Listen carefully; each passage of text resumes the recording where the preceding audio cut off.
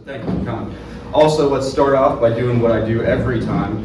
When I started thinking that I was going to run for city council, this is back in, I've been thinking about it for years actually, but back when I really started thinking about it last November, I said the one thing that I really wanted to do was make sure that I got out to the people and talked to the people in each neighborhood. And that's how this all came about, this listening tour / town hall meeting events. Wanted to visit all 15 neighborhoods through this election process and listen to your concerns and hear what you want me to focus on as a current council member and hopefully in the future as well. Obviously election day is coming up here soon on Tuesday, so I would appreciate it if you all got out and voted for me and for anybody else that you think should be on this council. Obviously there's some contentious topics that we are going through right now with Central Park and codes enforcement and so on and so forth. And the one thing I want to tell you all before we open this up to questions from you all is that one thing I've said I will always do and will always do is if I don't know something, I don't know everything, believe me, that I'll tell you I don't know. But I will get back to you and I'll get you answers. So with that being said, whoever wants to come up and ask questions can start off, and you can come up here and ask me. You can stay seated and ask me. Doesn't matter. Whatever you want to do, and if it's about specifically Moxham or it's about the entire city. Whoever wants to start off, please come ask some questions. I figured it might be Joe.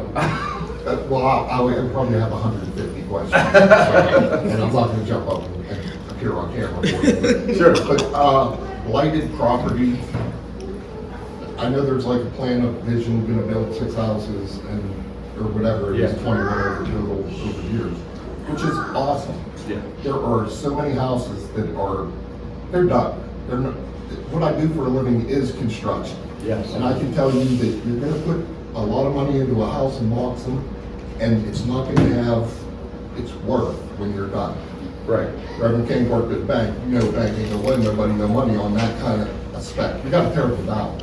And I got several around my house that are just filling up with cats that today I contacted the city and told them to cut the grass at some of these places. Every year, let's cut the grass. Yep. What are we going to do to become more proactive than just hand it off to Laurel, which Yes. so far my experience with that is it's not working as great as I hope. Right. So there's a couple things. Let's start off with the blight aspect of it, right? So to my understanding, as of now, there's about 650 empty lots in the city of Johnstown or so, right? Some of those have been from blight removal, right? Obviously, there's been the city's been focusing on that, and other private companies have focused on that as well. So just the continuation of that needs to keep going. But the other aspect of it that I've been saying since day one is because we all talk about blight. I think there's every single person running for city council is running on continued blight removal, right? But we need to revitalize those areas afterwards, right? They cannot just become infested with whatever rats or trash or cats or an overgrown, right? And so that kind of goes into your codes aspect of your question. And I can tell you what we've already done and will continue to do, which is good. And I think you already know this, but for anybody that doesn't know this, what the city's doing with codes right now is, like you said, we mentioned getting out some to Laurel, but the city has also got the fire department involved in this, which over going on 2 months, right? I think they're up to about close to 200 calls and throughout the city, and they've literally gone from sector of each part of the city and working their way through, which has been positive so far. I mean, a lot of residents are coming out saying thank you, and and just seeing the fire department around the city is also a good thing, you know what I mean? And so, because let's be honest, like I said to a bunch of people, like I said, Jim McCann, who's a city firefighter, I said, there's not a fire every day. So, and they're doing other things, and that a lot of them are very happy with it and positively helping the city with that aspect. Now, here's the part that is important. And myself, Marie, Reverend King, we've been harking on this every meeting, right? Is yes, now we're getting the codes out there, people out there to actually get the complaints and document these. But now the part is getting them actually taken care of, right? So as of last council meeting, I know that codes was backed up to about 160 calls, and they're trying to clear these through Laurel and the fire department. But now, getting those over to, you know, to a magistrate to actually perform the action is important. The city also got a grant for $50,000. Reverend King, was it $50,000 for to digitize in City Hall? I believe so. I think it was $50,000 to digitize records in City Hall. To make that process easier, so you're not just writing on a piece of paper, putting it on a sticky note on the board, and sending it off. You know what I mean? So getting these out to magistrates to actually get fines out and to get, you know, action on this stuff is important, and that's the process that we're working on right now to make sure that the action part of it is following through. Because now we got getting the calls actually out and documented, you know, moving well and faster, but the part of actually making the action happen to do it, that's what we have to keep working on. And the grass, so I do know Vision 2025, they are helping throughout the city with vacant lots and cutting grass. But what I've been saying for a while now, and we have the money to do it, so why not? We still need more codes enforcement guys. You know what I mean? Yeah. Piggyback on what Joe said. Yeah. About the fines, is there any kind of enforcement to get the payment for those fines? Yeah, so From the homeowners, be they out of state, local, whatever? that Is there a lien put on that property? that's what after a certain amount of time. But If the lien is not, you know, the fine is not paid in a certain amount of time or anything like that, what happens with that property? Does the city take control of that and it becomes city property? in certain situations, I think that can happen, but I don't think that's how it happens generally. That's a good question. I'm not sure. I don't know. I'm not sure. So, Reverend Laura? No, the city is not in the business of taking over property. If anything, we lean, Right. and then that just makes it impossible basically for somebody to sell it again unless Does that somebody go, owns does that go for the demolition of the lighter properties, unless it's demoed, and it becomes an empty lot, who has ownership of that? Is The that county. city? No, it County. it's still the original owner's property. Still the original owner's property, so he still has, they have to still pay taxes on that property, Correct. and take care of the other. Or everyone in the city of Johnstown trying to do that. That's the problem. Right. Yeah. I was gonna say, That- you're identifying the problem, but yeah, the city can't be in the business of owning all of these vacant lots. Many of them are up for tax sale because they're also tax delinquent, but that's a separate issue, and I don't want to take away. Right, no, from Taylor's trying to no, hear that's, stuff. no, I'm glad you answered, guys, both of you, because I wasn't sure on that, because like I said, I've been doing this for about 2 months, so there's things I don't know, obviously. But yeah, Ann, go ahead. So my understanding, I'm gonna lose my voice just because I want to talk. The lien stays with the property until something is done with the property. Mhm. Whether it be, Right. it was foreclosed because there was a mortgage and it wasn't paid, or if they didn't pay their taxes for Yeah. more than 3 years, then they move forward with, you know, it becomes a tax sale. Yep. But no matter what, if it's somebody who is living out of town, who has that property on their portfolio, Yep. or it's somebody who lives out of town whose relative died and left them the property, and they don't want to have anything to do with it, but it's not really good enough to put on the market and sell, I think those are the occasions that people are just leaving them to sit there and And rot. rot. And ultimately, Yep. it does become our problem as a city. Yeah, well, and the other part too is like when we just had this, you know, recently, you know, downtown, I was complaining about, you know, that, I can't always remember the name of that street right by First Summit Bank, that was that thoroughway to get on the Vine Street that was closed for, you know, Oh. since November. Right. Yeah, Yeah. that's it. So that was a problem. The other problem is, you know, if the fines, if we send out these fines, right, as a city or whatever it may be, and they keep paying them, well, what do you do at that point? They just keep paying the fine. We keep don't, paying we the need to fine. go collect these. Mhm, yeah. That's right, that's right. Yeah, well, that's the thing. I mean, like I said, if they keep paying the fine and paying the fine, and then Although the at money that doesn't point, solve the problem. It does They not. can pay the fine all day long. that's what I'm saying. That's the problem. Like if you pay the fine, then you can't do anything about it. You keep paying all the fines. Okay, next question. Yeah, and then we'll get to you right after. Yeah, Zoning. yeah. Can zoning be changed? Can zoning be changed to allow for some other development on these empty lots? In other Yes. words, if we're in an R1 section, can we allow for some kind of mixed use? Yes. That would serve a better utility for those empty lots? Yes, that'd be the zoning board then. Yeah. Mhm. Perfect. No, You say yes. You You can change zoning. That's, it's called spot zoning. You can change it. Yeah, I didn't You say can. you couldn't. Yeah, you absolutely, well, that's a thing. You definitely can, but it has to be, What they call spot zones. Spot zone, yeah. Oh, right, all right, so what you mean like a specific zoning in the May I say middle of like. something? yeah, go ahead, yep. Okay. Yep, All right, first, if I could just go back for a moment yeah, and just say, this was a city of 60,000 or more people at one time. more than that. We all know that. Yeah, Now we're down to 18,000, yep. okay? So the size of the city hasn't changed. At one time, there was 8 codes officers, now there's 2. Two. Okay, that didn't change the size of the city. Nope. Just the size of the employees changed. So the burden of the work still remains. Now, I will tell you that Mrs. Mock and I, a few years ago, had meetings with the county, the tax assessment office. They're really, and I will give Art, our city manager, credit now because he is actively working with them to try to come up with a better solution than what we have in place now. Because what we have in place now, I think we all agree, that's not working. No. Okay.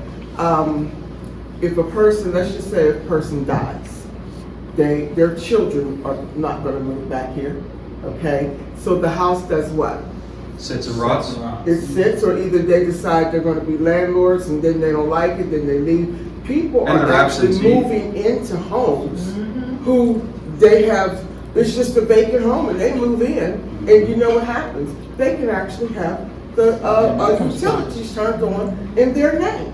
Yeah, You know, now, I don't want to ramble, but I will tell you that there are several initiatives that are being worked on, because I'm working on them, okay? Number one is that too many people that rent come home one day and find out that guess what? Their house is being sold, has been That just sold. happened to me, yeah, and that's that, my Bingo. house got sold, and I had 30 days to move out. Bingo. Yep. So Happened to you he had no twice. It happened arrangements. to me twice. Yes. Okay, had no arrangements, because guess what, here you are paying money to a landlord, and that landlord is supposed to take care of taxes, insurance, everything, and then you come home and find out that you have 30 days to move, because it's been sold to somebody else. That has to stop. But I have to be honest, the amount of money that they offered to even my landlord for the house that I was in is insane. Like, it's crazy what people think houses are worth in Johnstown from outside of Johnstown. Yeah. Like, she paid something like $40,000 for a house that probably wouldn't have gone on an open market 23. I want to move on to her question real quick, please, if we could. The fine money, are you collecting any of it? Well, that's up in the air, isn't it?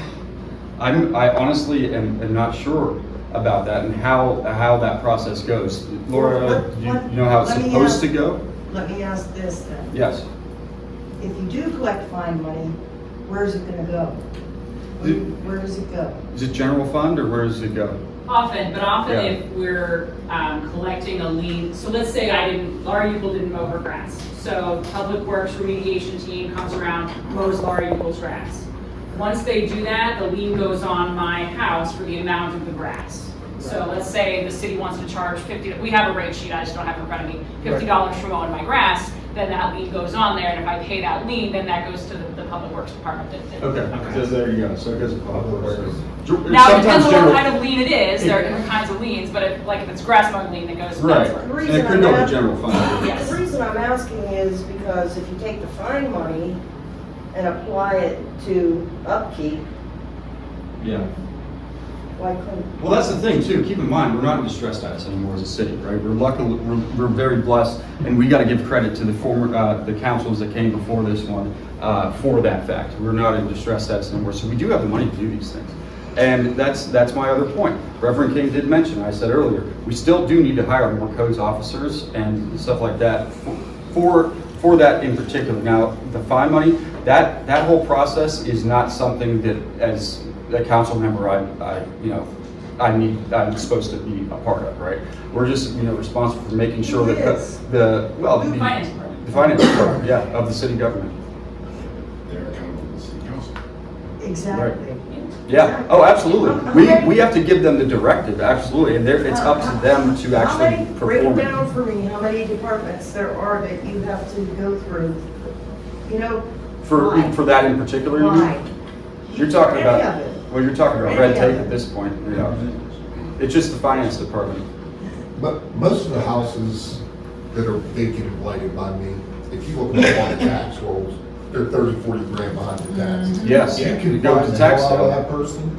But He it's not can pay gonna his work. taxes for $30,000. Right. Yeah, he's not gonna pay, he's not gonna pay. They're gonna make you criminal for code violations. You got some meat there, but as long as it's a civil fine, I can tell you to just go pound sand and not pay And that not, fine. or just leave the You area, or can't don't even leave issue a there in the bench first warrant to place. have me brought to any kind of justice for it at all. Right. And certain business people would say, well, hey, that's a free ride. I'm not gonna have to bother with that at all. So I want to touch on something that Joe mentioned, and this is something that I find, what are we doing in the city with all of the feral cats? Oh, this is a good question. We don't have a I mean, animal. We don't have animal enforcement, I don't correct? think so. So The lady actually, who did lives right next to me. Yeah. For a minute. So, you did. but I mean, yeah, we did for. We need And- some kind of and animal control in the city. yeah, it's I would absolutely agree that we do need animal It is control in very the city. non-compliant. But I will say, and it's funny that you guys have mentioned that because, Laura and Vision 2025, they actually have a plan for this. How many cats by now? No, I'm asking her because they actually have an initiative through Vision 2025 that is about feral cats and catching them and getting them spayed or neutered and then released so they cannot reproduce anymore and so on and so forth, or rehoming them and so on and so forth. So there is an initiative that is involved not through city government, okay, keep in mind, because I've been very, very adamant about talking about Vision 2025, but they are not your city government, we are. Right, so, but there needs to be some sort of, you're right, there needs to be some sort of animal control from city government, so, which we don't have. Yeah. To that point, and thanks for setting this up, Carl Seal, 700 Park Avenue. Yep. Well, the Thanks, Carl. church there, and I'm bringing it back to life. Thank you for your help with the park. I've helped to Yeah. kind of encourage people to not hang around, that we don't want hanging around. Exactly. I offer to pray for them, which is working pretty good.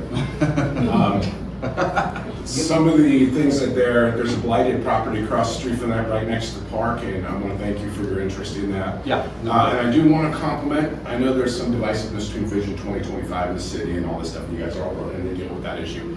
But I did want to comment based on what was covered here today.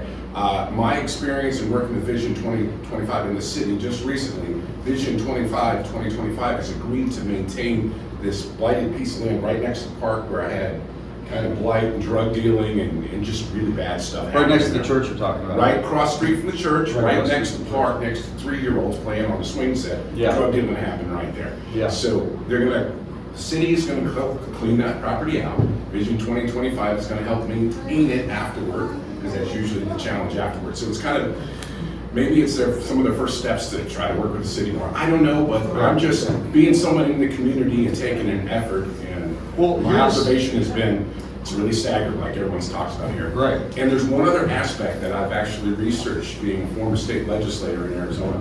There's some state laws that let you use the land trust. Now, it's a little bit needs some work, but the land trust can pick up a lot of these blighted properties, particularly ones that are tax sale behind.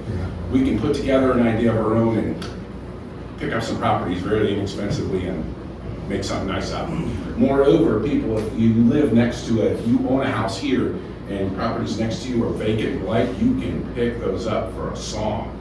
And then you have a nice yard and a big driveway if you want one. Okay. Thank you, thank Carl. you. Appreciate it. And, the other thing I wanted to say about codes enforcement too, to make it very clear, is the fact that, we need the action part of it needs to be there, and that's what we're working on now. But the other part about it is, Joe, what you said about making it, somewhat criminal. That's always something that can be looked at, but at the same time, we don't want you know, to hurt the old lady that can't get out and cut her grass. It's funny. You know what I mean? We don't want to hurt, you know, residents within the city who are trying to, you know, keep up with this stuff, or maybe have a disability that can't do it. We need programs out there to be able to help them instead. And no, I'll go out and do it. I don't care. You know what I mean? But there has to be a difference here. There has to be a difference between people that are doing this blatantly on purpose, or that don't live here and just don't care, and the people that do live here, and we don't want to hurt them, because just in general, there's a lot of mistrust, and there's a lot of you know, doubt on any government right now, and whether it be city, local, federal, state. So we got to make sure that we connect with the people that are residents that just need the help, and not hurt them at the same time. This morning, my wife woke me up with a question. How old is Anna? Anna's an 84-year-old woman who lives across the street from me. Yeah. Not the nicest lady in town. Okay? Has plenty of able-bodied relatives, but Anna's grass is 4 feet high. So I knew what the question was. Oh, you do this? That she Yeah. was asking me, because Anna was out there cutting her grass. So I went over and cut Anna's grass this morning. Yeah. Now, I'd love codes to tag Anna when she leaves her garbage pile around, but they don't. And once the grass gets so high, I don't want Anna punished. Right. But at the same time, if Anna's not going to accept any responsibility, the board helps those that help themselves. Yeah, At my absolutely. Like I said, we don't want to hurt people that can't help themselves. Right. We want to help. But at just the same idea time- that you're elderly and you have less income and you can't afford to do it, it's the reason I hate that is if I go speed to work tomorrow up 219, I'm getting a fine. I don't care if I can afford it or not. Exactly. He don't care if I can afford it or not. It's called justice, and it's going to bite you in the ass sometimes. Yeah, absolutely. You know, that's the thing. The whole issue there that you're talking about is it's not going to be perfect. You're never going to be able to like help this one person and not hurt this other person, but find this other person that maybe didn't deserve it or shouldn't have or whatever. We can argue that back all day long. But the problem is that most of these codes violations that we see, at least in my opinion, are from people that either don't care or don't live here. Let's make that completely. Yeah, that's 100% right. Yeah. I think sometimes we want things to be done fairly, you know, like, that's unfair, you should have to do this, but I feel like if there's budget for it, it might be in our best interest to go ahead and just pay someone the $40 to cut the grass, even though, yes, they should be doing it, they're not, they don't care. Yep. It's almost like we're doing it for ourselves and Right. not because you deserve this extra benefit. Right. Well, it's Right. not, and then you get into public works like you're talking about. The public works department needs more people in it too. And like I said, we have the money to do this. You know, it's just, actually getting it done. And it's sometimes, I think everyone here can agree that a lot of the time, it seems that government moves at a snail's pace, right? And that's one of the things that I think is going to be very helpful moving forward is there's a lot of great things happening in the city. We just have to make sure we capitalize on them and move forward quickly to not just modernize our city and be more welcoming to everyone, but to also get things on the right track to actually happen. You know what I mean? Can't just keep talking about this stuff. Let's actually make something happen here. And we can do in codes and public works, we can start by doing that by adding a couple more people to help. Off the wall topic here, but I work at the library, and one of the things that I notice more now than I ever did before is that we have a lot of people that don't have a home or are homeless, and they'll just stay at the library for 10 hours a day, and then they'll sleep on somewhere downtown, I don't know where, but either way, is there any plans of opening a house for them or a Salvation Army or anything like that in the future? The Cambrian House Yes. is open. So, The former Martha and Mary House is not open. On Bedford Street. Okay, thank you so much. I would be more than happy to tell the folks, because last night, we had a lady come in, she was stranded from Pittsburgh from Philadelphia on the Amtrak. She had 2 kids with her, she had nowhere to go, like literally nowhere to go. So it's just something that popped in my head. It's a constant worry that we have is there's just not enough There's a place for homeless those. man living in. Hey guys, hold on one second here. So the other thing I wanted to talk to you directly about that is we do have an initiative that we voted on the last city council meeting that through HUD that will help not just homeless, but the actual vote was to change the wording of something that was passed in the past, I believe 2021 maybe, that will bring more help for homeless into the city, not just the homeless, but victims. And it was to change the language of that to help anybody in those similar situations. Now also, it was like last month, or maybe, I can't remember, it was last month, yeah. The city did allocate $350,000 or so to the victim services, and then there's also another amount, that amount, as soon as they have their plan all together, that will go to the Women's Health Center as well. Okay. So that's grant money that we did allocate to those programs, and there's HUD programs within the city too, for victim services, and for the homeless, and for, battered women, and so on and so forth. Same. So that's there, and we just did allocate almost $700,000 between the two in grant money recently. Sweet. So, You said Public Works is short-staffed? yeah. Yeah. Why don't you start a program for at-risk youth? That's not a bad idea at all. Pay them a nominal fee Yeah. to get out there and help cut grass, teach them work ethic, give them a couple dollars. It's a great idea, but the city actually can't do that. I mean, I don't think the city can actually do that. It's to pay for youth to do that, because that would be like child labor laws here. So 14 that they can get a work ACRP They can get a working actually permit. does that. ACRP actually has a program that does that.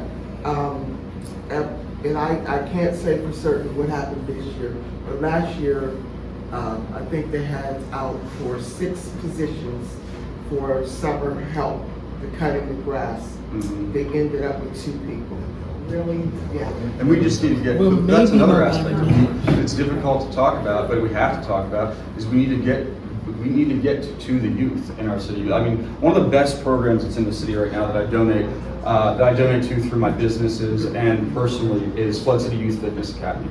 And that is Deacon Jeffrey Wilson, who heads that up. And they give kids, they bus kids all around. They take them to different cities too, to learn things about history, to just learn in general. They give them a space to play basketball, play sports. They have trainers there, physical trainers to help them out, keep them off the streets and away from those things. So there are things like that out there. It's just we need to get that information out. And I don't think it's ever a problem to partner with the city with these organizations to get that information out on a greater scale.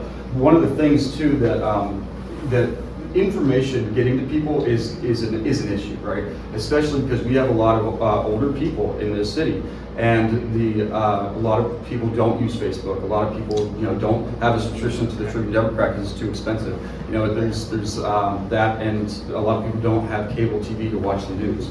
So one of the things that we're working on, that I'm working on now, and it's going to start in Roxbury, and I hope to get in every neighborhood, are in the middle part of every neighborhood are message boards. Like we're going to put up 2 message boards. Whether I have to do it personally or not, I'm not sure yet. I'm trying to get some help from the state to just get some funds and put it in there, and help from the city to put these in there. But message boards where somebody in the community would be in charge of. They can put events that are going on or messages out there of programs like I'm talking about with Flood City Youth Fitness Academy and stuff like that. So people are aware these are happening. We're also going to use those message boards to put on what city council meetings are, and so on and so forth like that. So dissemination of information is important. Let's get her first, and we'll go back. How you doing today? I'm well. I'm Joel from John's Jazz Cafe. I'm strongly interested in the teens because the youth around the neighborhood and doing things that will assist them in learning positive things for life purposes. So you stated about putting messenger boards up in places like Roxbury. I'm hoping that they put these boards up in every town, because Moxham needs it too. Yeah. And this is about us knowing the resources and where to guide people to go. Because it's a lot of people. I've had homeless people and various people that come in my cafe asking for help. Yep. And I'm driving them all around trying to find a place for them to live. I'm not in that field. I'm a cafe. Right, exactly. But at the same time, Right. I don't want to see nobody homeless either. Well, and see, you're absolutely right, because there are programs out there to help these people. But we Just don't know nobody about knows them. about them. That's right? the point. We Exactly. don't know about and to them. get that out there, the word out there, is very important. So, when I talked about the message boards, that wasn't anybody else. That was my idea. just Okay. because I was sitting there with a resident in Roxbury, and hold on, Nick, we'll get to you now. I'm sitting with a resident in Roxbury, I'm like, these people don't have any idea of what's No. available to them. So that we're gonna start in Roxbury, and I don't say we start in Roxbury because that's where I live, and that's where we first started, like at the Roxbury Park, to put these there would be a great place.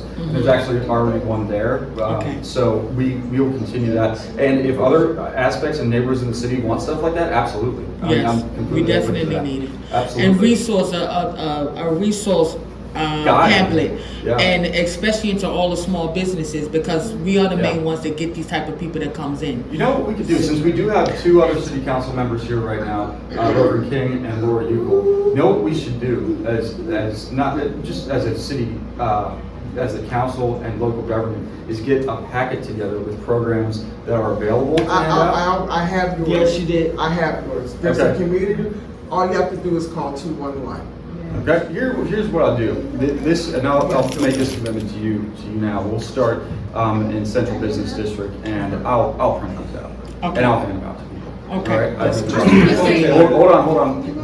Nick was next, so let's go to Nick. She's actually next. I'm sorry. Yeah, your hand was up No, first. I'm sorry, you go ahead. Yeah, I love printed stuff. I also think we should consider, because every kid has their face in a phone. I watch them off Yes. the bus.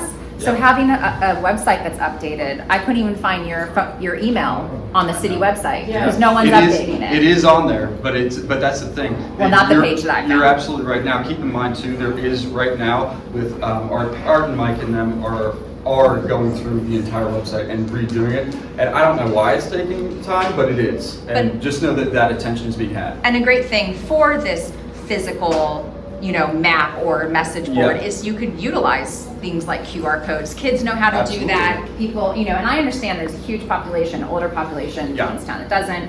But this is 2025 and Yes. websites and And social are we important. could use it for anything. I have a second thing. Sure, yeah. You mentioned that there were 6 vacancies and they were trying to hire full-time people and they found 2. Yeah. Does all of this work need to be done in an official role? You have a full-time job, or could they 1099 people to No, come it in was, and it was just? just summer employment. It Oh, yeah. just summer- And that was summer. ACRP, Yeah. that wasn't the city. But could the city, instead of saying, oh, we should open up another like full-time, No, not always, because the funds that we receive Mhm. have to be spent, if they're HUD or whatever, you can't just simply do it that way. You have to follow their guidelines. So it has to be done through a full-time job. Well, depending on what the job is. Well, especially in those Yeah. departments, like if you're talking about, like, for example, Director of Public Works or Director of Economic and Community Development, like that has to be.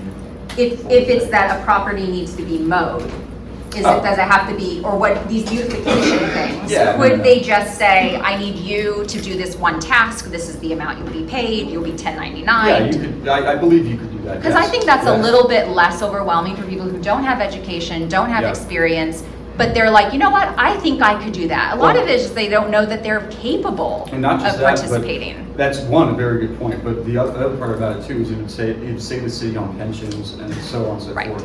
Yeah, so, yeah, absolutely. that could Because happen. maybe a youth does that a few times, they start to feel excited, oh, I can do this, and they feel Sure. confident, and maybe that starts to And maybe it leads snowball. to a career in the future too. Yeah, just real quick. I think the message board idea is a great one, and I really do love it. The only thing I might add to it is, don't just put it in a park, right? I mean, in a place like the West End, I don't know, I feel like the Dollar General and the Giant Eagle are kind of the unofficial town squares. Yeah.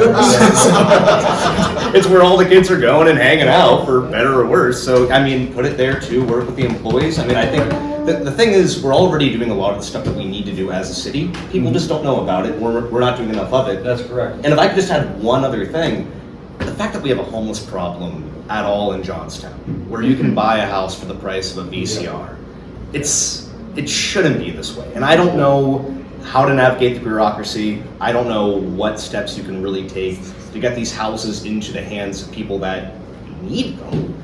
Whether they're owned by the city or that individual, it's not like we have a housing shortage. It's not like we're a place where the cost of housing is shooting way up. We have the resources. It's about distributing them properly. And there's a land bank as well. It's amazing. That we're talking about now. That is specifically, It's supposed to target predatory owners of properties and out of towns as well. It's easy to be homeless in Johnstown. Yeah. I'm trying to hear the next question. And actually, that feeds right into what I was going to request. Can we stop talking over top of each other? I can't. There's sidebars all the time. We'll work through it. Yeah, but I agree I'm with having 3 conversations going on, and it's hard to actually stay focused. Right. And we have people at home who want to see this. Right. All right, go ahead. I want to go back to the 211. Yeah. I was trying to get in on that conversation. There's a very simple fix to that. You don't need to print the entire packet of everything that's going on. You just need to print The resources available. 211. It's just a flyer. Yeah. It's a 1-page, goes anywhere. You don't have to print 50 Well, you pages could- of everything that's you out there, could because do- that's what this service is for. Right. You could do both. That could be part of the packet, like this is the number you call, 211, and then for people, whatever the reason, that don't have, I mean, not too many people don't have a phone, I know, but at the same time, there's still things like you could hand out at businesses, or they could have Yes. at a business to look at and say, well, here, this will help you specifically, because there's a lot of different resources, and if you don't know exactly which one you're looking for, that's also an issue To too. add to that conversation though, Tay, you do Yeah. have the library. The library has a Yes. message board. It does work. People do Yes. get a lot of information there. Yeah. I can't tell you how many people walk in there just to look at the stuff that's out front and leave. Well, the library is one of the biggest resources we have. It is, and it does get for out public a lot of information. information about local events, local music events, local, Yes. any kind of event you could think of. We have flyers down there, there's information down there, there's a number for the shelter down there in the wintertime. When I said about the homeless, in Yep. the wintertime, we had numbers down there for shelters. And not just that, It was but just a heating one-stop shop. locations too during the winter too. Yes, yeah, it was that as well. So we had a lot of resources that are just right there, that if anybody needed something, you could say, you know, the library is a perfect place to get the resources you need, because we have those boards sitting there that have 100%. all kinds of information on 100%, and it's right in the center of the city. so- them. Yeah, it's right downtown Main Street. Exactly, right. Who was it, did you? Well, I was just gonna say that maybe there's like, not a library, but like a mini resource in every neighborhood Yes. where those flyers say call 211, or go to the Methodist church or this church, they have a box full of the paper copies if you're not Right. a phone caller or whatever. And you know what, I just thought about this when you said that, it could even be like, you know, because one of the big things that I think myself, Lorraine, who's here right now, Reverend King, a bunch of people are talking about that's important during this election is getting back to community. You know, getting back to our community level and aspects and becoming a true community in neighborhoods again. And you could even, in what you're talking about, of course, having a church or something like that, you could even have like, if somebody were willing, one home in each neighborhood, you know, be willing to have this and say, if somebody needs it, come to this house, these people will help you, so on and so forth. That's also, you know, part of it as well. Carl. Yeah, it's kind of a new subject, seeing the Johnstown footprint and being here for 3 years. Yeah. I've noticed, I think there's a great opportunity in Johnstown. I'm curious what your thoughts are on this, and I haven't spoke to you about this. Yeah. But the overall, Johnstown is one of the few areas in the country that still has several areas zoned heavy industrial. Yeah. Now, what does that mean today? Well, we all know we're in an economic war with China. So there's opportunities that I'm seeing outside of Johnstown where small and medium-sized manufacturers need a place to be. So what are your thoughts about stimulating job creation, maybe heavy industrial or something thereof, here in Johnstown? I know stuff's happening up in Richland and stuff, and that's great. I mean, you know, what they're doing, but I'm talking Johnstown proper. Absolutely, and I'm very passionate about this actually, so let's talk about that. Now, we all know, if you're from the city or you grew up around the city or so on and so forth, we all know the industrial history of our city, right? We will never have a steel mill back to, you know, employing 40, 50,000 people, you know. That probably won't be the case, but that doesn't mean it has to be forgotten. You know, I would do anything in my power to want to attract people in, especially industrialists, into the city of Johnstown, whether that be downtown, whether that be West End, wherever it might be, or Moxham, or wherever. It doesn't have to be so heavy industrialist though, because we also need new technology jobs here. And that sector was started in Kernville, you know, years ago. Jim White, who worked in the city government for a while, was really a proponent of that and getting you know, new tech services here in the city. That sector was started, and then when Congressman Murtha died, that kind of all went away. So that was started before. where Duke Life Point's building is now, where Sanitaire used to be downtown, that was supposed to be Northrop Grumman, right? Which would have been a defense contractor, that would have brought new technological jobs here. Now, so going into that, I would be, whether it be on a basis of tax purposes, of getting people to come here for those jobs, industrial or technological, I'm open to that at all times. There's also something that you can look at that's, what is it, KOZ zone, Keystone Opportunity Zone, where I don't remember the exact amount of time, but in the past, when this was first made, the Keystone Opportunity Zone could only be like in a large area of acreage, right? And now that's been amended to, you can do parcels of property, you can do single buildings to attract people to come down where they don't have to pay city taxes. Is it city and state, or I think it might just be city and state for 5 or 10 years to attract business into the city. So that's something that I'd be very interested in looking at, not just for large industrial companies, but small ones as well, because what has my main point's been downtown is, not just downtown, but in the entire city, is we have a lot of restaurants. We're very blessed to have a lot of great restaurants here. We have, we have fun things to do. We have Made in Johnstown downtown now. What do we not have in the city? We don't have retail at all. So that's something we also need to work at. So to go about your question, yeah, I'm all about bringing industrialists into this city again and producing things like we used to produce in the past, but we also need to focus on new technology. We need to focus on retail businesses within the city so people don't have to go up on the hill to Richland or Westmont and just leave the city. They can get those things downtown. And by the way, let's not kid ourselves. That almost happened many a times where when Stephen Zemeis was alive, the Zemeis company wanted to put a strip mall downtown. They wanted to put retail downtown, and guess what? The city said no. The redevelopment authority, whatever it was, said no to a lot of these things that want to be happening. So instead, the next point. Hold on 1 second. So the next thing that we gotta make sure that we talk about is if there is something that is coming to the city that will be beneficial, that we want to come into the city. This, no, we don't need it type attitude needs to go. We need to work together to get things back into the city and not just in Richland and Westmont. But to that point, as a city council member, part of your role, if I understand correctly, is appointing the redevelopment authority, the housing authority, and some other authorities out there. Yep. So as those positions come up, I'm assuming you're going to pay close attention to who gets to be 100% placed on those boards? 100%. Yeah, because I have my own opinions about that, but yes, 100%. Yeah. Taylor, what was the major backlash about the strip mall idea? I have no idea. Is it just because of the old buildings down there? I have no idea. I think they taught. Don't quote me on this, but I think there had some historic aspect about it, about where it was going to be located. That it couldn't be there. But I believe where it was supposed to be located was close to where Westwell Company is, and where all of the. This is years ago. This is not recent, but where Westwell Company, some of those empty lots are. I'm like, so what's so historical about that? There's nothing there.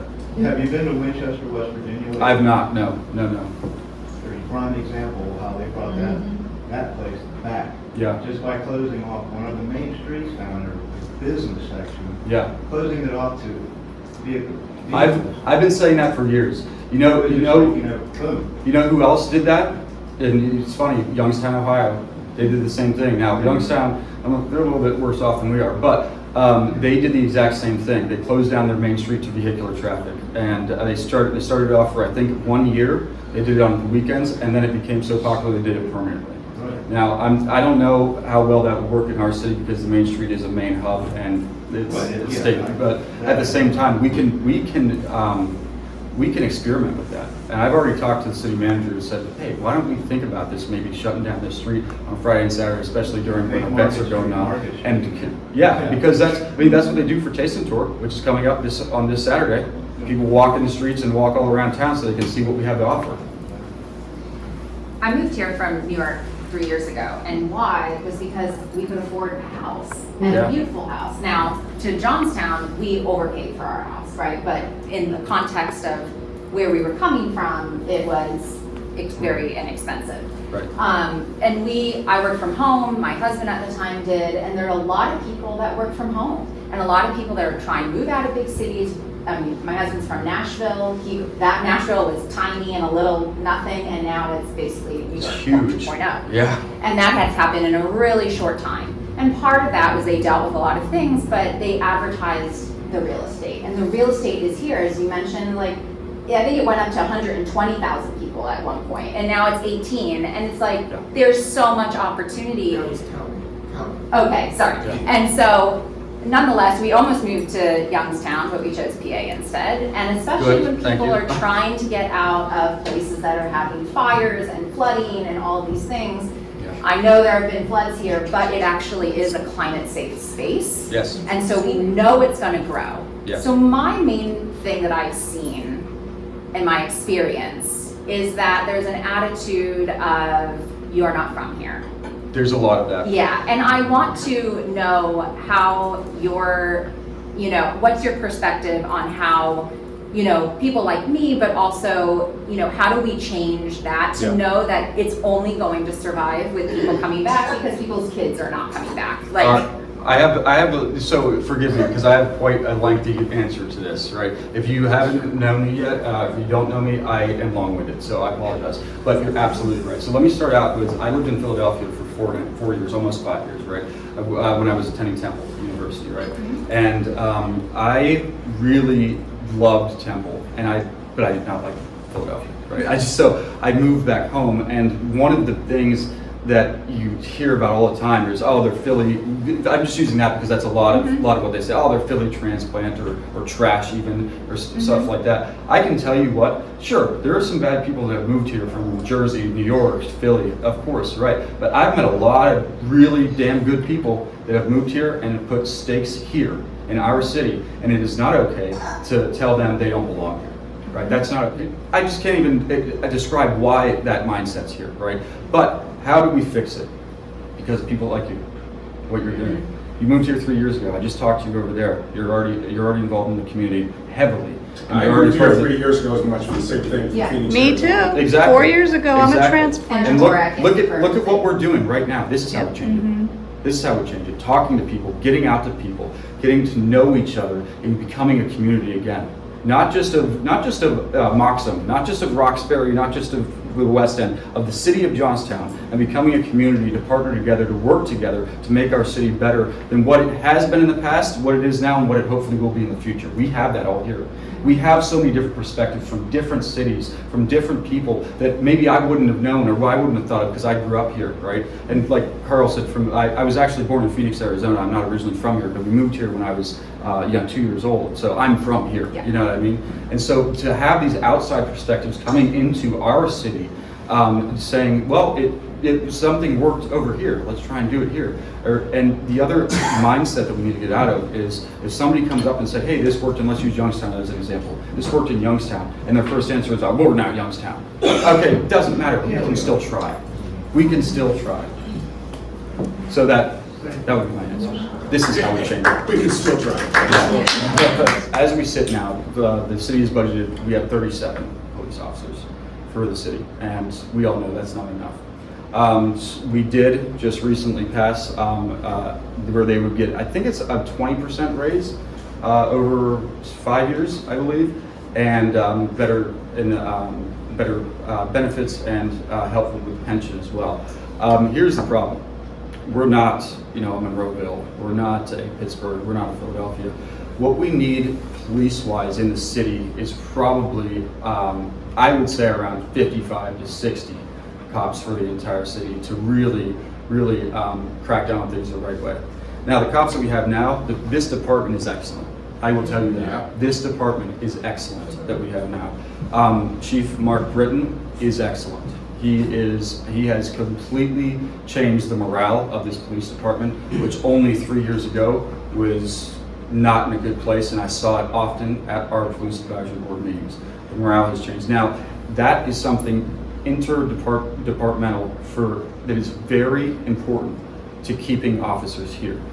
That morale, the fact that they think they're being listened to, the fact that they think they're being paid attention to, the fact that they are being appreciated for their work, that is very, very important, and that's what we have right now. And I believe as we keep it at this level, it can only build from there, because police in this, and not just this city, but everywhere, is one of the most important parts to keeping a city not just safe, but to make it prosperous.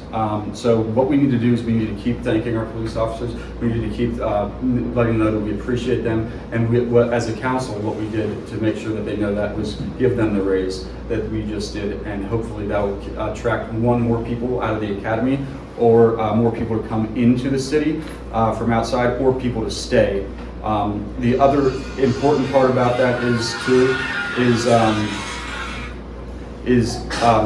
getting information to children at schools that might be, in middle or high school, that might be interested in potentially becoming an officer or law enforcement in the future, and getting them the tools that they need to know about what you should expect moving into this field of work in the future. That's what we have. Part of why we have resource officers in the city schools, and what the police department is doing now with the different programs that they've done, like Coffee with a Cop or so on and so forth, to get out to the community and engage youth as well, I think has done a lot. But there's always more that we can do, and I can say I have no problem standing up here and say that I have full faith in Chief Britton to get that kind of stuff done. Can I follow up to the police officer question of how many? We don't have, I've been here 53 years old on the same block, and when he mentioned my name, it's because I had a bullet go through the house next door. Yes. I thought for my daughter that hit right above her bed because the bar next to me just continually was having gun problems. But we have the same amount of officers per capita as we've always had, but yet we have a bigger, different problem. And I've said it at council meetings. I know Sarah or Laura's heard me, and Dr. King's heard me, or Reverend King, that the fact is that what we don't have is police officers that live in the city. You're telling me how wonderful they are. They don't think it's as wonderful to live here. To live here, And on my street alone, where I grew up, we had 5 police officers on my street, and you didn't dare act like a fool like so many people act around this town right now. Right. And right now, we have a bunch of police officers that want to come have a cup of coffee in that neighborhood. They don't want to live there. Mm-hmm. And I would love to see our council, or even the city contract when they hire a police officer, is add some incentive. We do have a big housing stock. Yeah. Police officer pays a pretty good wage. I know they make more than me. Why aren't they buying houses and fixing them up here in these neighborhoods? That's a great idea. And trying to be a part of that community. Because coming and having a cup of coffee here isn't, and I like the cops as much as any because, I bought my house, was the first canine officer, Officer Lloyd's house, and the house that took the bullet through the window was Captain Carter's house. Right. Who gave me his badges when he retired. So I'm not anti-police, but I got to tell you, our police department isn't as spectacular as it once was. No. And it doesn't have as much community involvement as it once did, as when Officer Lloyd would actually come out on my street because he lived there. Let me answer that, because let me just say, when I stand up here and say how great the police department is now, okay, I'm not saying it's perfect. You're saying in comparison. In comparison to what I've seen in the past, just in the past 4 years, I'm talking. I'm not talking about 25 years ago. I'm talking about the past 4 years. It's night and day, right? So, but there's always more that can be done, always more that we could do, and I 100% agree with the incentive. I don't know what the correct incentive would be, or what would be most popular or most enticing to an officer, whether that be free rent or whether that be something, I don't know, tax-based something. I'm not sure, but I would be, as a council member, be happy to explore that option. There's a nationwide shortage of police officers. Yes, there is. It's a stigma against police officers. Yes, That's really what it is. I mean, yeah, you and cannot, when you have put a badge on and not get ridiculed in certain areas. Right, and not just that, but when you have on a national levels, states and cities like Minneapolis that want to dissolve the police department. Yeah. What does that say to people that like younger people that may be looking into law enforcement in the future, saying like we can't even get support from our local government? That's just. There's this well, let me tell you what, that's not happening here, and it won't as long as I'm here. Can I just say, I'm born and raised in Johnstown, but I live in Illinois. Yeah. And what you're saying right there is the biggest problem. There's no young people trying to get into it. There's no initiative for them to become police officers. Yes. My oldest son is a police officer. Oh, he's 36 years old, and he's been an officer now for 4 years. In Chicago? 5 years. Well, he started in South Chicago, which was one of the poorest neighborhoods, and he stayed there, loved there. Now he's in DeKalb. So just really thinking about the fact that you don't have young people going into law enforcement. So if you're really looking for officers to come here, you really do have to provide Incentivize an them. incentive for them to be. 100%. That is just, We'll it's get, true. we'll get Carl on. And you, no, you're absolutely right. And I appreciate that perspective from you who lives in a very large city. Yeah. And that you see this stuff way more than we would. They're retiring faster, unfortunately. Yeah. Good officers are leaving the force in Illinois, in the all suburbs of Illinois. It's very sad, and it is based upon crime. They don't want to deal with what's happening. Yes. So to even say that you want a young officer to come in, we have to get them interested. Well, and that's it, absolutely. That's why we need to start, like I said, in the schools. You know, to have these forums, just like you would have like a job fair type, same idea. Just come and say, this is what is. Explain to them what you could make. Explain to them what this would do for them in the future for their careers, and you know, entice them, because I guarantee you there are a lot of young people out there that want to become law enforcement but are scared because of the climate that we see now. You know what I mean? And so we need to reverse that climate, not just in Johnstown, nationally. Reverse that to not just go back to appreciating our police officers, but also holding them accountable at the same time in different situations, because there was too many years of not holding accountability to officers that let this get this rampant and let so many people think the way they do that we should just be dissolving police departments, which is not the answer. Sorry. Thank you. Really appreciate your comments. I'm a retired peace officer from Arizona. I was a constable in Arizona in the second busiest court in the state. It was a gang war between MS-13 and Hells Angels. It was not a pretty sight. And I'm not trying to brag, but being a peace officer out there, you're such a real challenge. So commend your son. I put cameras up on the church. I got images of the shooting of the St. Pat's shooting, and it was shared. And the guy went to Vegas, and that's got the most facial recognition software anywhere. But needless to say, putting cameras up is very effective. My building is perfectly poised. I plan on putting a transponder on the building, and if anybody that owns a home is willing to let me put a camera on top of the building, we can see the streets of Moxham. I can tell you the block, the bad actors know I can see about a block and a half from my building. Oh, Carl, let's get into this real quick. Yeah, I'm not trying to cut you off. I just want to mention this while we're on the same topic here. Carl and I have talked in the past, before I was on a council member and before I was running for city council, that there is, like I said, I'm on the police advisory board, and some of the things that they're showing us, the new high-tech things that they're able to use in the police department will soon be, with residents' permission, the police will be able to tap into Ring cameras on doors so they can view that footage, as long as the resident permits them to, and then that network could go to all of these different cameras that you're talking about to really have a view of the entire city, as within the laws of within the constructs of privacy and making sure people are Public okay streets. with it. Yeah, public streets. I'm going to upload it to a secure server and let law enforcement get a hold of it.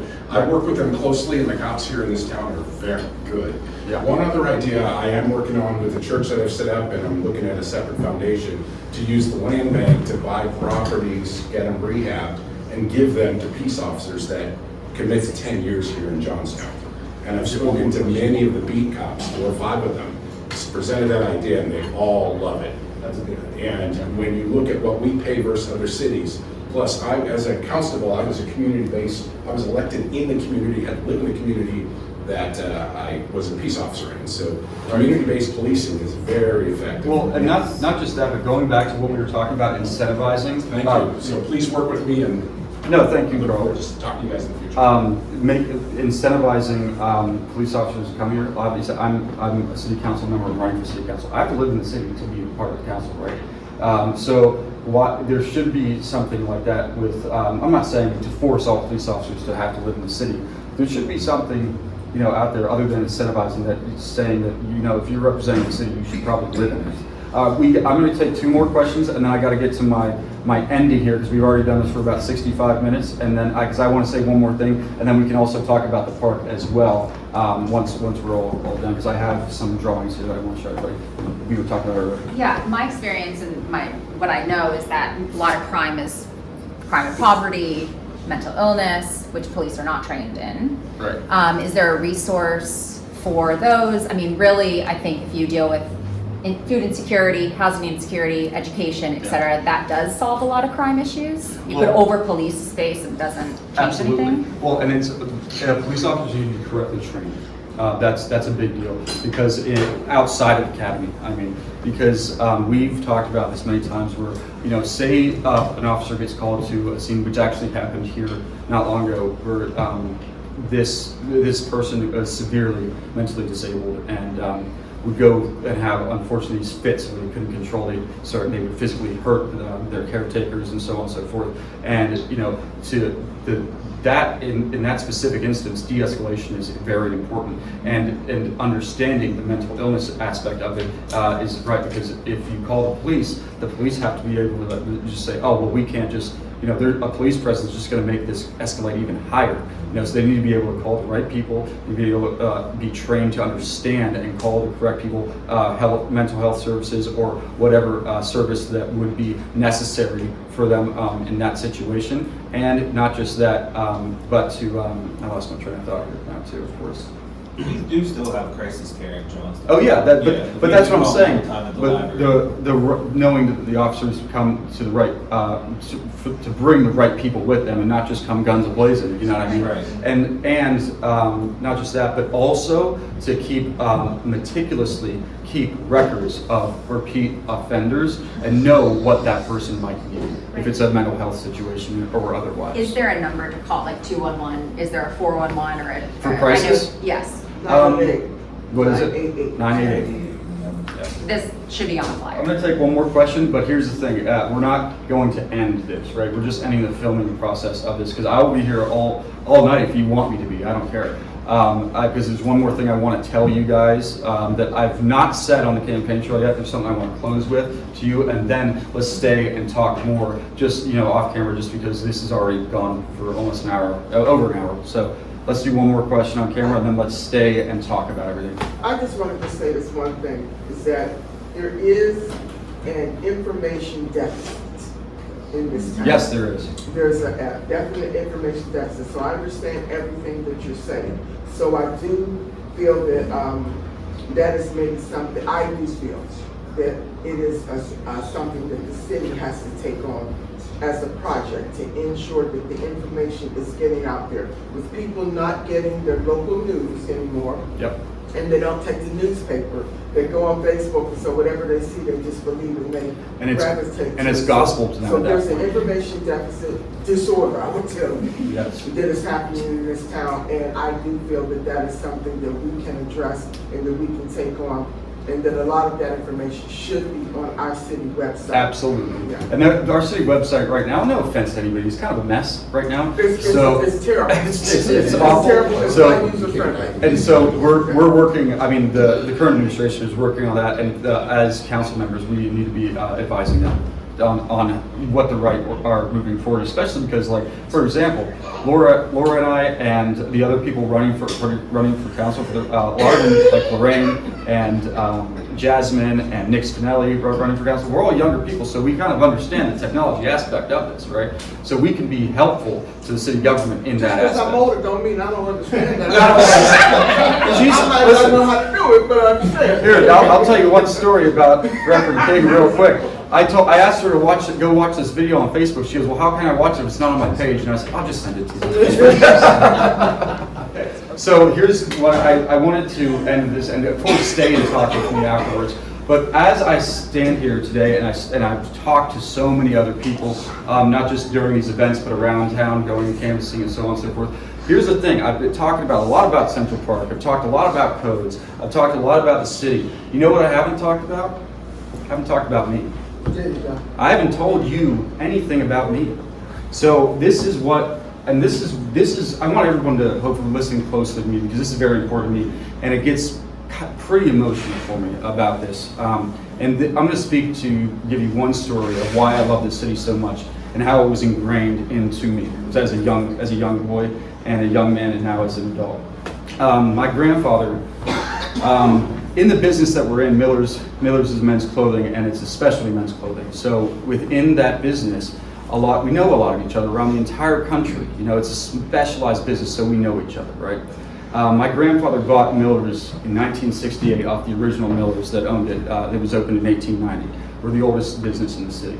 My grandfather was known around the entire country in this specific area of work and the entire world for that matter. He was known throughout many areas of Italy where all the where a lot of fabrics come from and a lot of the stuff that we use and sell in our store comes from. He was very well respected as well. But here's number one that he ingrained in my dad, and my dad ingrained in me. Number one, we love Johnstown first, before anything else.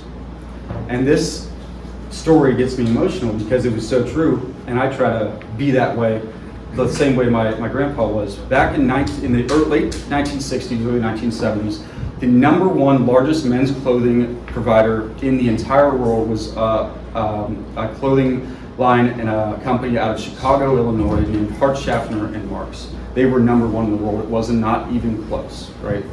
Factories everywhere, standalone stores everywhere throughout the country and the entire world. My grandfather knew Max Hart, who was the one last surviving member of the original family that founded Hart, Schaffner and Marks. And back in the early 70s, Max Hart asked my grandfather to become the vice president of the entire company, worldwide. You know what my grandpa said? He said no, because he would never leave Johnstown. And that still gets to me, because that's exactly how I am. I love this city so much, and I'll never, ever leave here. This is not just my home, it's all of our home. So let's make it better together. Thank you.